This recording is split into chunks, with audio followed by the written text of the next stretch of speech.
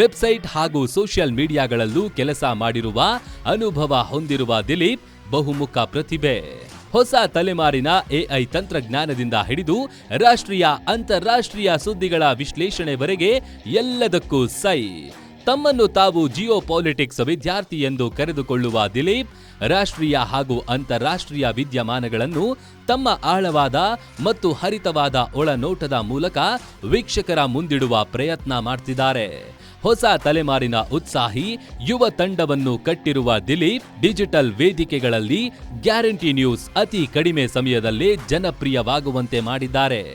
ದಿನದ 24 ಗಂಟೆಯೂ ನ್ಯೂಸ್ ಆರ್ಮಿಯಂತೆ ಕೆಲಸ ಮಾಡುವ ಗ್ಯಾರಂಟಿ ನ್ಯೂಸ್ ಡಿಜಿಟಲ್ ತಂಡ ಕ್ಷಣ ಕ್ಷಣದ ಸುದ್ದಿಗಳನ್ನು ವೀಕ್ಷಕರ ಮುಂದಿಡುವ ಹಾಗೂ ಕರುನಾಡಿನ ನಾಡಿ ಮಿಡಿತವನ್ನು ಗ್ರಹಿಸುವ ಕೆಲಸವನ್ನ ಮಾಡುತ್ತಿದೆ.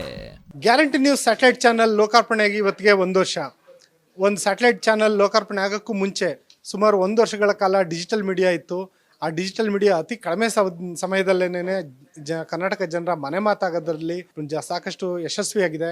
ಈ ಒಂದು ಡಿಜಿಟಲ್ ಚಾನಲ್ನ ಮುಖ್ಯಸ್ಥನಾಗಿ ಡಿಜಿಟಲ್ ಮೀಡಿಯಾ ಹೆಡ್ ಆಗಿ ಕೆಲಸ ಮಾಡ್ತಿರೋದು ನಂಗಂತೂ ನಿಜವಾಗ್ಲೂ ಖುಷಿ ಇದೆ.